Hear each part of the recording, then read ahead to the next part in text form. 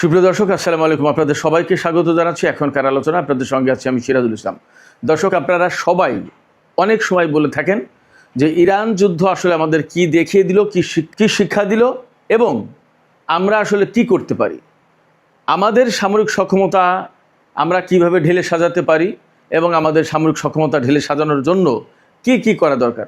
সুপ্রিয় দর্শক, আজকে এই বিষয়টা নিয়েই পুরো ভিডিওতে আলোচনা করব।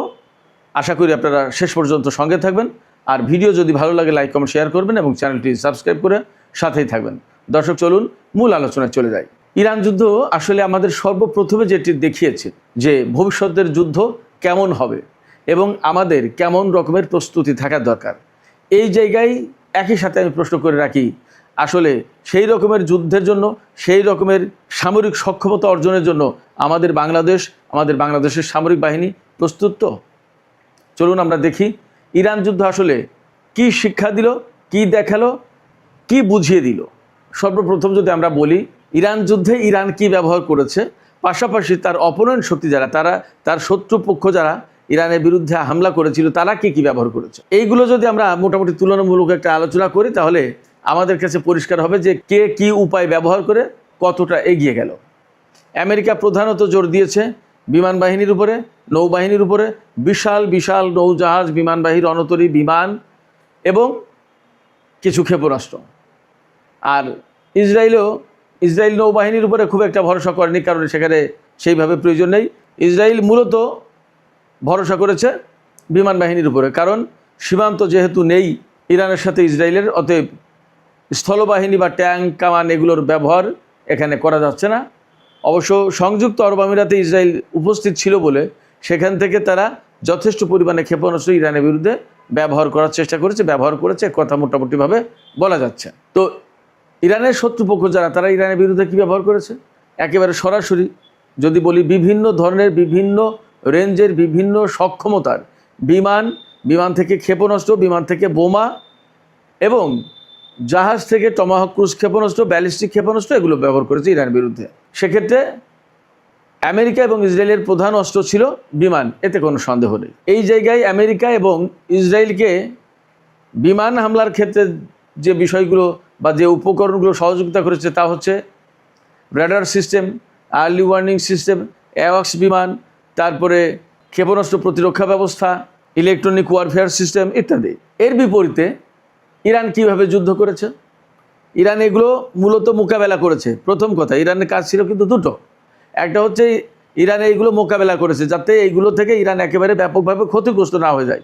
ইসরায়েল এবং আমেরিকা যে হামলা চালিয়েছে, এই যে বললাম কিছু কিছু ড্রোন তো পাঠিয়েছে, ড্রোন, ক্ষেপণাস্ত্র, বিমান, যা দিয়ে হামলা চালিয়েছে, সেগুলো যাতে ইরানের উপরে একাধারে না পড়ে, বৃষ্টির মতো না পড়ে, সবগুলো যাতে হিট না করে, ইরান সেই চেষ্টা করেছে। অনেকগুলো ক্ষেপণাস্ত্র ভূপাতিত করেছে, কোনো বিমান ভূপাতিত করেছে, ইরানের আকাশে ড্রোন দিলেই সেটা ভূপাতিত করে ফেলেছে। এরপরে কোনো যুদ্ধ জাহাজ ইরানের ক্ষেপণাস্ত্র টার্গেটে এসেছে, সেখানে হামলা চালিয়েছে। তো এভাবে ইরান শত্রুপক্ষের অস্ত্র মোকাবেলার ক্ষেত্রে প্রধানত ব্যবহার করেছে দুটো জিনিস, একটা হচ্ছে ড্রোন আর একটা হচ্ছে ক্ষেপণাস্ত্র। আর টোটাল যুদ্ধ ব্যবস্থায় ইরান আরও ব্যবহার করেছে তা হচ্ছে electronic warfare system, electronic jamming system, cyber security, cyber attack, এই সমস্তগুলো সব ব্যবহার করেছে। তারপরে আমরা তো দেখেছি যে কুয়েতের ক্যাম্প গুয়েরিং এয়ারবেস যেটা, সেখানে বিমান হামলা চালিয়েছে। তার মানে ইরান বিমানও ব্যবহার করেছে স্বল্প মাত্রায়। তো এই যে আমেরিকা এবং ইসরায়েলের মতো বিরাট বিশাল শক্তি, যাদের হাতে আধুনিক প্রযুক্তির সমস্ত সব কিছু আছে, এবং এখনও পর্যন্ত বলা হয় যে আমেরিকা হচ্ছে পৃথিবীর 1 নম্বর সামরিক শক্তি, আর ইসরায়েল তো মধ্যপ্রাচ্যের অবশ্যই 1 নম্বর সামরিক শক্তি, সেইভাবেই বলা হতো, সেইভাবেই প্রতিষ্ঠা করা হয়েছে, সেইভাবেই তাকে সাহায্য সহযোগিতা সমর্থন দিয়ে এই পর্যন্ত আনা হয়েছে। এবং এই সাহায্য সমর্থন মূলত আমেরিকা এবং পশ্চিমা দেশগুলো দিয়েছে, আর পশ্চিমা দেশগুলো রসদ জুগিয়েছে মধ্যপ্রাচ্যের বহু আরব দেশ। তারা হয়তো জেনে দিয়েছে অথবা না জেনে দিয়েছে, যেভাবে হোক তাদের রসদ ইসরায়েলকে ফুলিয়ে ফাঁপিয়ে তুলেছে। তো এই যে বিরাট বিশাল দুটো শক্তি, এই দুটো শক্তির বিরুদ্ধে একা লড়াই করেছে ইরান। এবং ইরানের পক্ষ থেকে গতকাল বলা হয়েছে যে এই যে যুদ্ধ গেল, সেই যুদ্ধে নেটো দেশগুলো সরাসরি যুদ্ধে না জড়ালেও আড়ালে থেকে তারা আমেরিকা ইসরায়েলকে সহযোগিতা করেছে। এগুলোকে জবাবদিহির আওতায় আনবে ইরান, এইরকম কথা বলেছে। যাই হোক, সেটা পরের আলোচনা। তো এই যে ইসরায়েল এবং আমেরিকার মতো বৃহৎ শক্তির যাদের হাতে আধুনিক টেকনোলজি সব কিছু আছে, তাদের বিরুদ্ধে ইরান যুদ্ধ করলো প্রধানত ড্রোন এবং ক্ষেপণাস্ত্র দিয়ে। আমি যুদ্ধের আগেও, যুদ্ধের ভেতরেও, যুদ্ধের পরেও সবসময় বলে এসেছি যে ইরান আসলে যুদ্ধের টেকনোলজিকেই তো চেঞ্জ করে দিয়েছে, যুদ্ধের সিস্টেমটাকে চেঞ্জ করে দিয়েছে, যুদ্ধের যে ভাষা, যুদ্ধের যে ল্যাঙ্গুয়েজ, যুদ্ধের যে কৌশল, এ সমস্ত সব কিছুকে তো ইরান বদলে দিয়েছে, পাল্টে দিয়েছে। কীরকম? যেখানে আমেরিকা ইসরায়েল তাদের অত্যাধুনিক, অত্যন্ত গতিসম্পন্ন পঞ্চম প্রজন্মের স্টেলথ যুদ্ধ বিমান ব্যবহার করছে, সেখানে ইরানের আকাশের প্রত্যেকটা জিনিস, প্রত্যেকটা উপায় উপকরণ, প্রত্যেকটা বিমান অরক্ষিত। আমরা দেখেছি F-35 বিমানকে আঘাত করেছে ইরান। এমন এক প্রযুক্তি আবিষ্কার করেছে, ইনফ্রারেড ডিফেন্স সিস্টেম, যেটা বিমান কোন দিকে যাচ্ছে তার শুধু তার তাপ দেখে শনাক্ত করে সেই দিকে গিয়ে ক্ষেপণাস্ত্র আঘাত করছে বিমানে। F-15 যুদ্ধ বিমান, সেটা ইরানের আকাশ থেকে ভূপাতিত হয়েছে। আর ড্রোন গেলে তো একটা মুড়ির মতো ফেলেছে। এইরকম বিপর্যয়ের মুখে আমেরিকা পৃথিবীর ইতিহাসে কোথাও পড়েনি। কি দিয়ে এই বাজিমাতটা করলো? মেইনলি ড্রোন এবং ক্ষেপণাস্ত্র দিয়ে। ড্রোন এবং ক্ষেপণাস্ত্র পরিচালনা করতে গেলে নিজস্ব এবং উন্নত মানের ক্ষেপণাস্ত্র প্রতিরক্ষা ব্যবস্থা বা এয়ার ডিফেন্স সিস্টেম বলতে যেটা বোঝায়, missile defence system, air defence system, আপনি যাই বলেন, এগুলো দরকার। একটা সমন্বিত, একটা কোঅর্ডিনেটেড ডিফেন্স সিস্টেম দরকার, সেগুলোও কিন্তু দরকার। দেখেন, ইরানের আকাশে যখনই তার স্টিল জঙ্গি বিমান পাঠিয়েছে, এমনকি 2019 সালের 20শে জুন ইরানের আকাশসীমায় পারস্য উপসাগর দিয়ে পাঠিয়েছিল আমেরিকা সেই সময়কার সর্বাধুনিক ড্রোন গ্লোবাল হক। এই গ্লোবাল হক ড্রোন সেই সময় সবচেয়ে আধুনিক ছিল। এই ড্রোন পাঠানোর সাথে সাথে ইরান তার রেডারে ধরে ফেলেছে এবং সিঙ্গেল মিসাইল শট দিয়ে তাকে ভূপাতিত করেছে।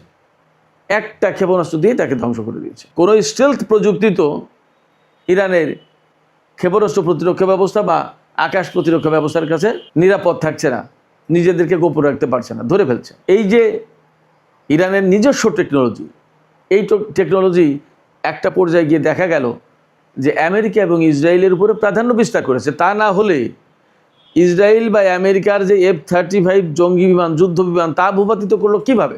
সেটা তো স্টেলথ। F-15 তো স্টেলথ প্রযুক্তির বিমান। আরও ড্রোন যা, সেগুলো সবই তো ধ্বংস করলো ইরান। এবং তার ক্ষেপণাস্ত্রের কাছে, তার ড্রোনের কাছে তো কোনো কিছু পাত্তা পেল না। মারাত্মক ব্যাপার না?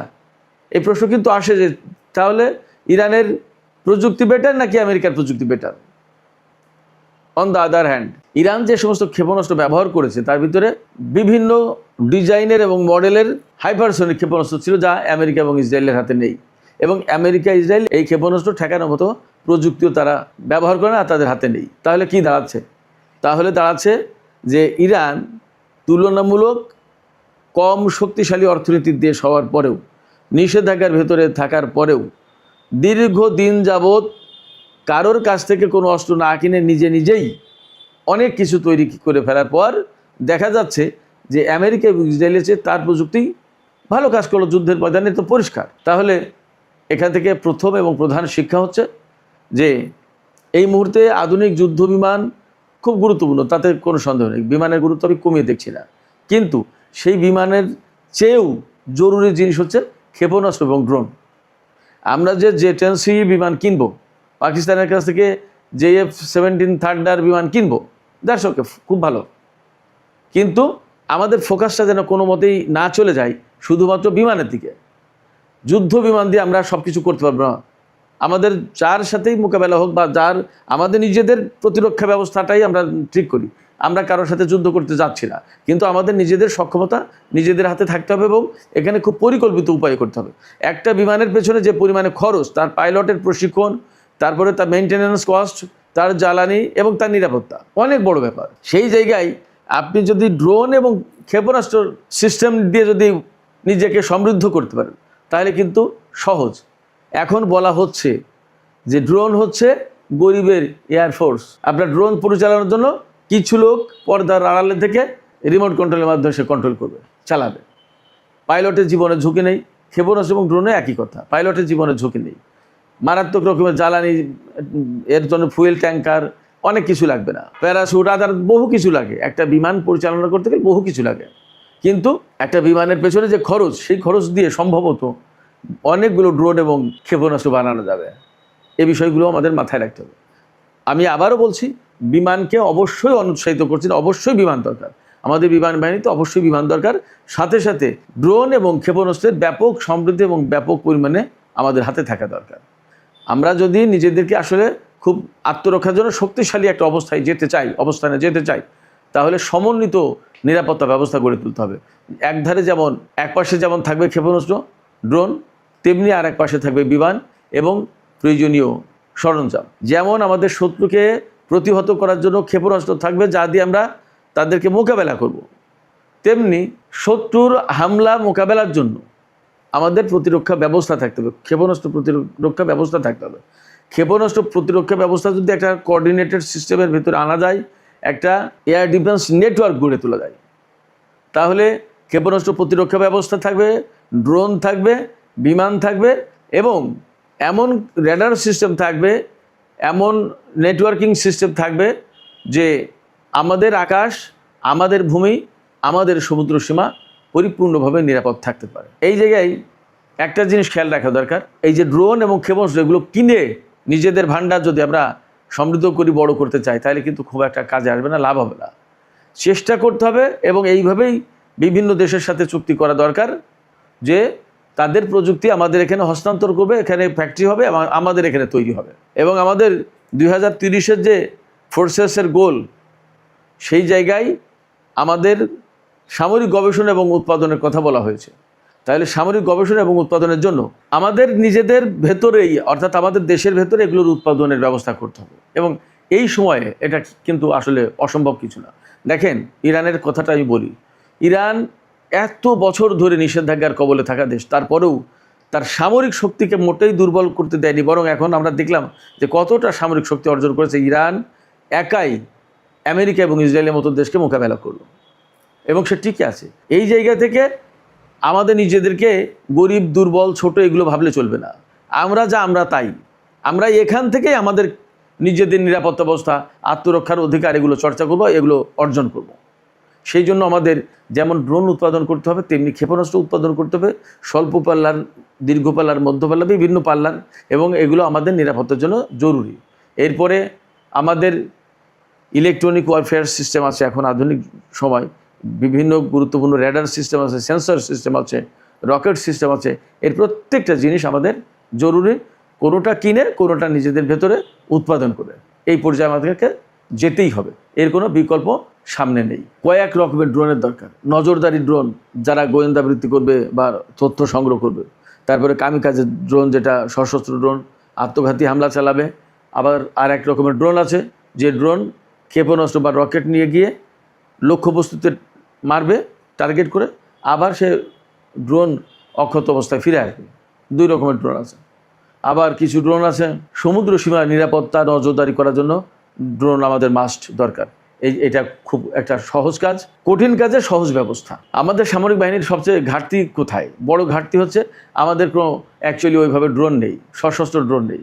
তারপরে আমাদের দীর্ঘপাল্লার নজরদারি ব্যবস্থা নেই। দীর্ঘপাল্লার নজরদারি ব্যবস্থা, সেটা ড্রোনের মাধ্যমে হোক আর রেডার সিস্টেমের মাধ্যমে হোক, এই ব্যবস্থা নেই। আরেকটা সংকট আছে সমন্বিত ক্ষেপণাস্ত্র প্রতিরক্ষা ব্যবস্থা, আমি একটু আগেই বলেছি। এইগুলোর দুর্বলতা অবশ্যই আমাদের কাটাতে হবে যদি আমরা নিজেদের নিরাপত্তা নিশ্চিত করতে চাই। আমরা এই যে প্রযুক্তিগুলো আনবো বা কিনবো বা বলবো যে তোমরা আসো আমাদের দেশে বানাও, কাদের সাথে বলতে পারি? চীন আছে, পাকিস্তান আছে, তুরস্ক আছে, ইউরোপের কোনো দেশ থাকতে পারে, জাপান আছে। ইরানের সাথে আমরা হয়তো এখনই পারবো না, কারণ তার উপর নিষেধাজ্ঞা রয়েছে। বাট যদি নিষেধাজ্ঞা উঠে যায় তাহলে তার কাছে আমরা অ্যাপ্রোচ করতে পারি, এটাও একটা বিষয়। সেগুলো নজরে রাখতে হবে যে আসলে পরিস্থিতি কোথায় যাচ্ছে, আমরা কি করতে পারি। যাই হোক, সুপ্রিয় দর্শক, ইরানের যুদ্ধ এবং বর্তমান প্রেক্ষাপটে আমাদের কী ধরনের নিরাপত্তা ব্যবস্থা নেওয়া দরকার, কী ধরনের নিরাপত্তা ব্যবস্থা উন্নয়ন করা দরকার, এই প্রসঙ্গে কথা বললাম। তো ইরান নিয়ে যখন এত কথা, তখন আমি আপনাদেরকে একটা কথা জানাই। এর আগে একদিন বলেছিলাম সম্ভবত, যে ইরান নিয়ে কিন্তু আমার লেখা একটা বই আছে। সেই বইটার নাম হচ্ছে ইরান উন্নয়ন শক্তি লড়াই। আমার কাছে অনেক মানুষ বহু বছর ধরে, বহু সময়, বহু প্রেক্ষাপটে জিজ্ঞেস করে ইরান এত নিষেধাজ্ঞার ভেতরে থাকে, কিভাবে টিকে থাকে, তার আর অর্থনৈতিক সক্ষমতা কোথা থেকে আসে, কিভাবে এত বড় সামরিক শক্তি হলো, তারপরে এত নিষেধাজ্ঞা মোকাবেলা করে তার কৃষি ব্যবস্থা কি, তারা কেমন, বহু কিছু। এই সমস্ত বিষয়ের জবাব নিয়ে আমি একটা বই লিখেছিলাম। সেই বইটা হচ্ছে ইরান উন্নয়ন শক্তি লড়াই। এই হলো সেই বইটা। এই বইটা আপনারা যদি কেউ কিনতে চান তাহলে আমি কুরিয়ার করে পাঠাতে পারি। আমার কাছে এখনও 300-350 কপি আছে। এই বইটার দাম খুব বেশি না, মাত্র 300 টাকা। কুরিয়ার সার্ভিস চার্জ যা লাগে সেটা তো আপনাকে দিতে হবে। যদি আপনারা নিতে আগ্রহী হন, আপনারা যারা ইরান সম্পর্কে এত কিছু জানতে চান, এত কিছু শুনতে চান, এই বইটা একটু কষ্ট করে পড়েন। এখন তো মানুষ পড়তে চায় না, কিন্তু আসলে বইয়ের পাতা একটু নজর দেওয়া উচিত। ওই জায়গায় জ্ঞানের আসল ভাণ্ডার। এই বইটা পড়লে আপনারা অনেক কিছু সহজে জেনে যাবেন, বুঝে যাবেন এবং অনেক কিছু বুঝতে পারবেন। সেক্ষেত্রে আপনারা যদি বইটা নিতে চান তাহলে আজকের ভিডিওর ডেসক্রিপশনে লিঙ্ক দেওয়া থাকবে। ফেসবুক লিঙ্কে গিয়ে আপনারা যদি ইনবক্সে অর্ডার করেন, আমি আপনাদের ঠিকানায় পাঠিয়ে দেবো। তো যাই হোক, সুপ্রিয় দর্শক, আজকের আলোচনা এখানে শেষ করতে চাই। আলোচনা শেষের আগে আমি শুধু এইটুকু বলবো, আধুনিক যে যুদ্ধ কৌশল, আধুনিক যে যুদ্ধ, এই যুদ্ধ এবং এই কৌশল আমাদেরকে একেবারে চোখে আঙুল দিয়ে দেখিয়ে দিচ্ছে আধুনিক যুদ্ধ বিমান দিয়ে যুদ্ধ জেতা যাবে না। এর জন্য খুব জরুরি ভিত্তিতে প্রয়োজন ক্ষেপণাস্ত্র প্রতিরক্ষা ব্যবস্থা এবং ড্রোন। বিমান তো থাকতেই হবে, এর পাশাপাশি এই দুটো অপরিহার্য। এই জন্য এই রকমের প্রস্তুতি আমাদের কতটুকু সেটা আমাদের যাচাই করে দেখা উচিত। এই প্রস্তুতি আমাদের যদি না থাকে তাহলে আমাদের এই প্রস্তুতির জন্য যা করা দরকার তাই করতে হবে। এবং আমি বিশ্বাস করি যে বাংলাদেশ সরকার যে 2030 সালের যে প্রতিরক্ষা বাহিনীর বা সামরিক বাহিনীর যে গোল, লক্ষ্য, সেই লক্ষ্য অর্জনের জন্য নিশ্চয়ই সুচিন্তিতভাবে এই পদক্ষেপগুলো নেবে এবং বাংলাদেশকে একটা সুনিশ্চিত নিরাপত্তা ব্যবস্থার ভেতরে আনবে। আমরা সেই আশাবাদ ব্যক্ত করে আজকের আলোচনা এখানেই শেষ করতে চাই। আলোচনা শেষের আগে আপনাদের কাছে প্রশ্ন, আপনারা কি মনে করেন বাংলাদেশ কি আসলে যেভাবে এগুচ্ছে বা যে পরিকল্পনা নিচ্ছে তাতে কি সঠিক পথে আছে? এবং আপনাদের কি মনে হয় বাংলাদেশের কি আসলে ড্রোন এবং একটা সমন্বিত ক্ষেপণাস্ত্র প্রতিরক্ষা ব্যবস্থা গড়ে তোলা উচিত কিনা? আপনাদের মতামত জানিয়ে কমেন্টে লিখবেন। আর ভিডিও ভালো লাগলে লাইক, কমেন্ট, শেয়ার করবেন এবং চ্যানেলটি সাবস্ক্রাইব করে সাথেই থাকবেন। দর্শক, এখনকার আলোচনা এখানে শেষ করতে চাই। আপনারা সবাই অনেক ভালো থাকুন। আল্লাহ হাফেজ।